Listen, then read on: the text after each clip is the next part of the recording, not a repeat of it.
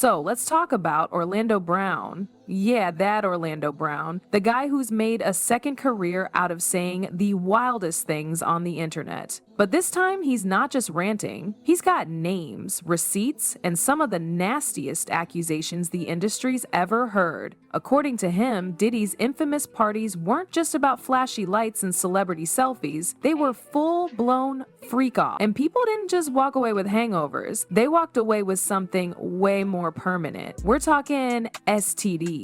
Allegedly. Now, whether you believe Orlando or not, the way he's naming names has the internet in a full-blown meltdown. First name out his mouth, Usher. And let's be honest, that one made a lot of folks pause. Because the history between Usher and Diddy ain't some vague rumor, it's on record. Usher himself admitted he stayed at Diddy's New York home when he was just 13. Even told Howard Stern it was a very curious environment, the kind of vibe you'd laugh about at first, then realize later how messed up it actually was. And now, knowing Diddy's current situation, yeah, that story hits way different. And this isn't just about wild speculation. Usher's already been hit with 2 separate lawsuits over allegedly passing herpes to women. So when Orlando starts pointing fingers and Diddy's name is at the center of it, you can see why people are connecting the dots. This ain't just messy, it's dangerous. But Orlando didn't stop at Usher. Oh no. Next up, Meek Mill. Yep, Mr. Dream Chasers himself. And this is where it gets real weird. After Diddy's arrest, an audio clip started circulating. Allegedly, it was Diddy and Meek mid-act, not post-party, mid-act. People swore it was real too. Meek tried to get ahead of it, offering $100,000, 0 cents, for whoever could find out who made the fake tape. But Orlando wasn't buying it for a second. He came in swinging, basically saying, you can't investigate your way out of what everybody already heard. And look, people clown on Orlando a lot, but here's the thing, he ain't the only one talking. Jaguar Wright? Yeah, her. Backed it up with her own bombshells. Claimed Diddy has allegedly been living with HIV for years and spreading it through the industry like party favors. She said there's a list, a long one, 20 names deep. She claims to have it just sitting there, waiting to be revealed on her own show. She called it bigger than anyone realizes. And honestly, she might be right, because after that, everything just started unraveling. Old clips, weird videos, strange interviews, all getting dug up and picked apart. Like that time Meek Mill was on a yacht with Diddy and he called him daddy, not big bro, not OG daddy. Now sure, some folks play like that, but put it next to all this other stuff and suddenly it don't look so playful. Then there's the Will Smith angle. Orlando named him too, said he was in those freak-offs right alongside Diddy. Now Will's been battling whispers for a long time, ever since his own family member came out and said he might be on the down low. And when those rumors flared up again after Diddy's arrest, Will barely addressed it. He brushed it off during a stand-up show like it was just a joke. But people weren't laughing, they were listening.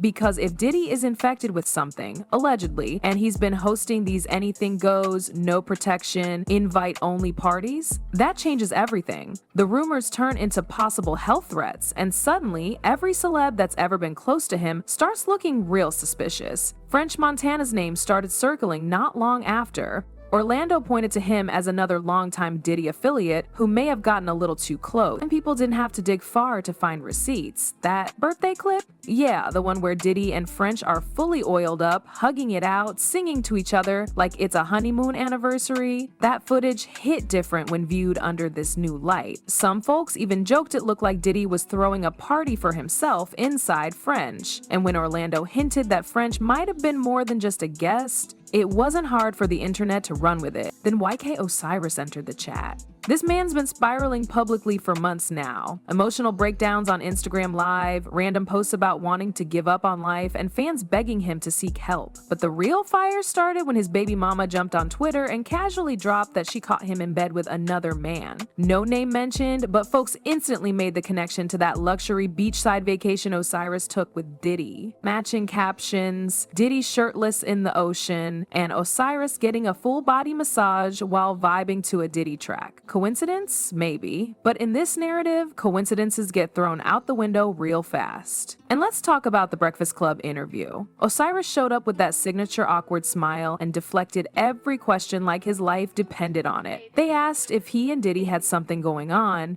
He didn't say no. He didn't say yes. He just danced around it, laughed nervously, and left enough room for people to assume whatever they wanted. And when the room's already full of smoke, you don't need much fire. But it wasn't just the men. Orlando wasn't letting the ladies off the hook either. He mentioned J-Lo, Cassie, and even Kim Porter, who, according to him, had her own battles behind the scenes. The most haunting part? Allegations that Kim Porter tested HIV positive before she passed. Now, nothing's confirmed, but people started revisiting her mysterious death and asking questions the mainstream never answered. And with Diddy being the common denominator in all these stories, it's no wonder people started getting nervous. Cassie's story hit even harder.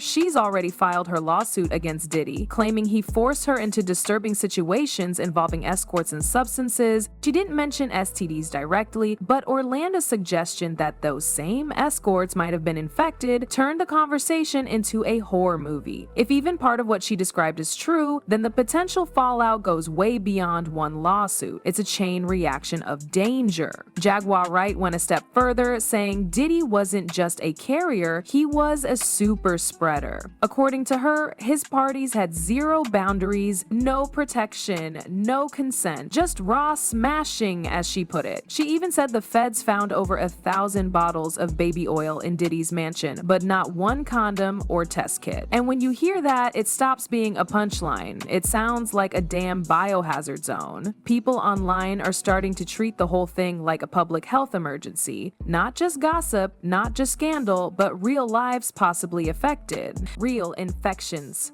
real danger.